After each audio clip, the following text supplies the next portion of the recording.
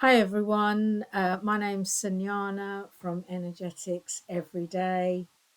I hope you can hear me, so if you could let me know in the comments if you can. So today I'm going to be talking to you about the voice that is called your higher self, that is waiting for you to connect and to be heard. I'm going to share a little bit about my journey and also help you make your own connection to your higher self. I'm going to share what my own experience of living chaotically and what contributed to my overwhelm, and how connecting to my higher self has helped me to live a more peaceful and easeful life. So, does this scenario sound familiar to you? Each day you are running to keep up with yourself. The combination of all the things you have to tick off your list, the dates and times of places that you have to be, the people you have to call, what to cook for dinner, getting the laundry done on time, or remembering what you need to deliver to your boss or to your clients. You have to fill up the petrol, find time for your kids, your family, and your friends.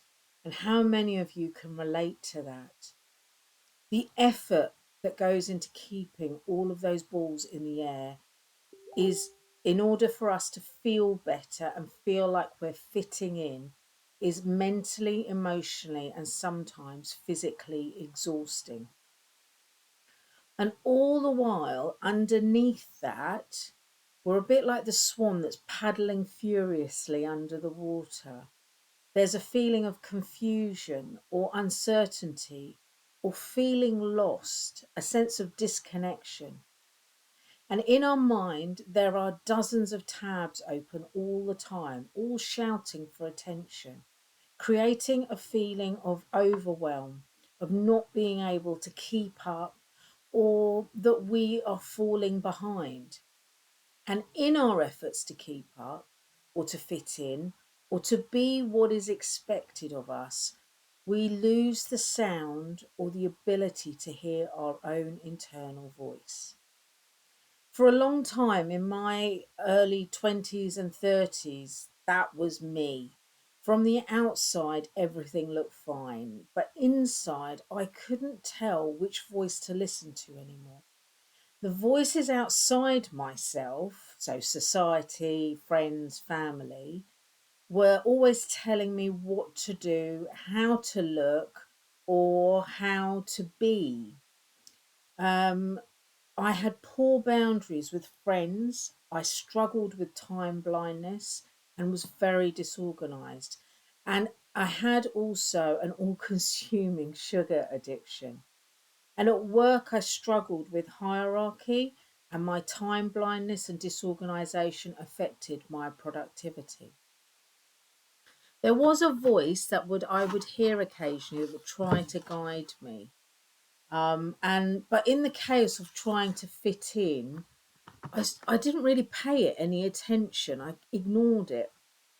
What I've learned since, and what I want to share with you today, is that there is a part of you that always knows how to bring you more ease and how to feel calmer, have more room to breathe and think, and to have the energy to live in an energy of, if I'm loving to myself first and foremost, everything else can flow from that. And this is the part of you you have been yearning for. It's your higher self, and they see you and hear you. They bear witness to your struggles, and they can help you find excellent coping mechanisms. This voice is wise and steady and always available because it's within yourself. We sometimes forget, though, how and when to tune into this voice, and this voice is your higher self. What's fascinating is that this isn't just spiritual language, it's actually neuroscience supports it too. When we slow down, breathe, and create a sense of inner safety, we activate the parasympathetic nervous system. That shift allows new neural pathways to open up, and that's when intuitive insight becomes more available to us. And it is the science of stillness meeting the soul of knowing. Growing up, I experienced physically absent parents, intercountry moves, and disruption to my education. I struggled with overwhelm, an identity crisis, which meant I didn't know where I fitted in, poor boundaries, a lack of confidence, and as I've said before, a sugar addiction. I felt really different to my peers. I didn't know anyone who'd had my experiences, and I often felt very lonely. And there's a particular kind of loneliness that comes from feeling unseen, not because people are being unkind to you, but because we've dimmed parts of ourselves just to be accepted and to fit in. And many of us do this without realizing it. Time passed and I grew up and I got married in my 20s and I started my therapy business soon after that. I focused on building my business, going on courses, helping clients, and enjoying family life. But my poor boundaries, overgiving, and poor time regulation was showing up constantly. And I always felt like I was rushing from one place to another, and it felt like I could never give enough or be enough or meet my own standards, which were set by people outside of me, by society outside of me. I didn't really feel seen by those closest to me and was often considered a bit odd by my friends. The income I earned was never enough, and there were hints like a fleeting thought that I needed to slow down, but I ignored it in my desire to keep up, as I thought, keep up with society. I even 10 years ago fractured my ankle, and as soon as I could, though, I went back to work, fueled by a sense of not being enough, not doing enough, and worrying about scarcity. My senses were overwhelmed by the messages to conform, to do constantly, to be everything to everyone at the expense of myself. I never heard anyone talk about the idea that you could love yourself first and from that everything else could flow. Sometimes I would sit at home on the sofa in silence for hours, just trying to regulate myself and feel internally. It took so much effort to be present in a world that didn't feel comfortable or very accepting. When you repeatedly listen to the outside messages, you start to numb your own inner compass or your own inner voice, as I call your higher self. We second guess, we freeze, we numb out, and we stay too busy to notice.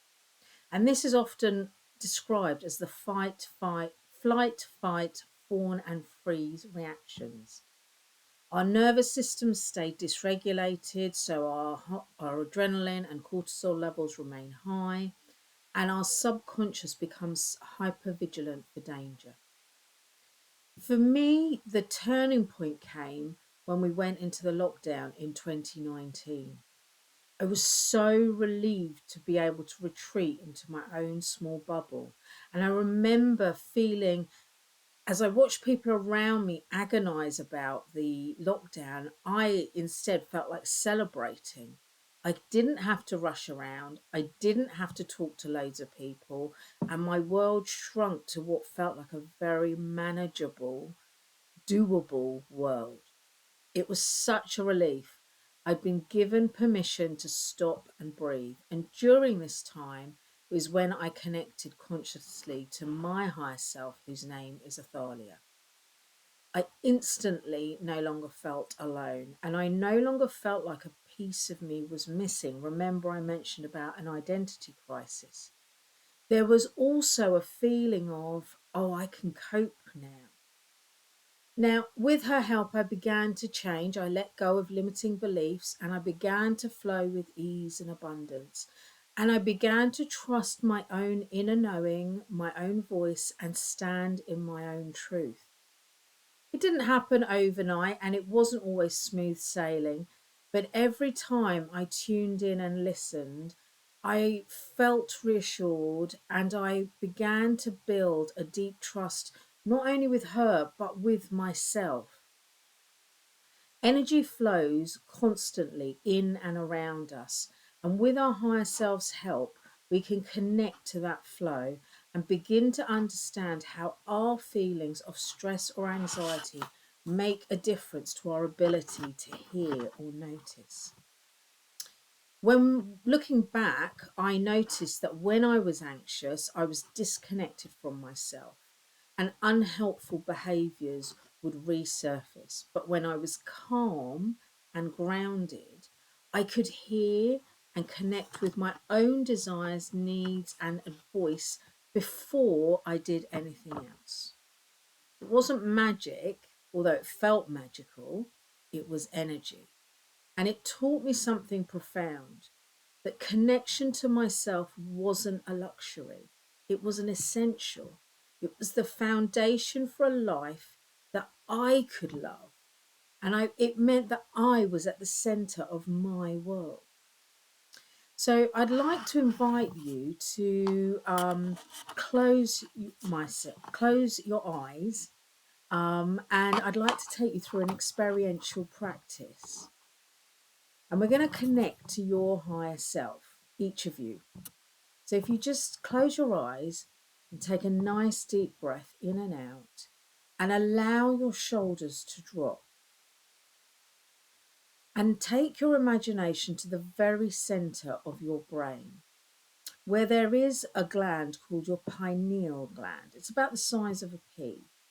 And I want you to imagine that running from the base of this pea sized gland is a cylindrical tube.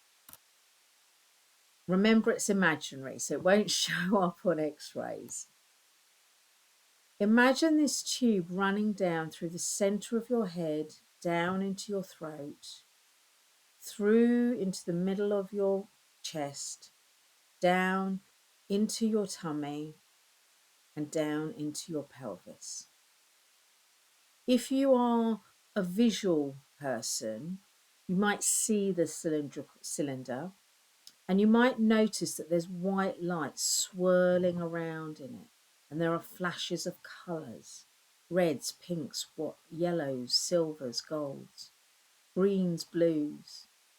Some of you might have a stronger sense of knowing, so you'll know that there's the tube there and the colours in it. And others of you won't know anything or see anything, but I'd like you just to use your imagination and pretend that you can. Now take your awareness to the center point of your diaphragm in your chest. This is known as your hope vortex, or also known as your solar plexus. Breathe in gently and ask your higher self to connect with you in this moment through your hope vortex and with your cylindrical tube, which is also known as your inner being or the home of your soul. Ask him or her to give you a sign that they have connected with you. You may feel a touch to your cheek, or get the shivers or the tingles. You may suddenly become hot or cold. Just breathe through it. Don't second guess, allow. This connection you can make whenever you choose to. Your higher self is waiting for you to make this connection with them. And so we're going to take this a little bit further, a step further. I want you to bring to mind something that you've been trying to solve or that's been bothering you. And I want you to see it in your head as the big problem it is. And I want you to imagine it shrinking as it drops down from your head into your heart and then to your hope vortex in your diaphragm. And ask your higher self, what do I need right now to help with this problem? What do I need right now to help with this problem? Don't force an answer, just notice. And you may not get the answer right now, it might come later today. Whenever it comes, whatever it is absolutely perfect for you in this moment. This is how we build inner leadership, not by adding more, but by attuning more deeply and going inwards. Every breath like this is an act of trust with yourself. So just take a deep breath, allow yourself to open your eyes and come back to the room. So today I promised to share with you how to connect to your higher self, that inner voice that is trying to be heard. I shared a bit about my own experiences of living chaotically and how connecting to my higher self has made and continues to help me live a more peaceful life. And finally, I taught you how you can connect to your higher self to begin to cultivate the same peace I enjoy. And here's what I've learned through my journey with my higher self, Athalia.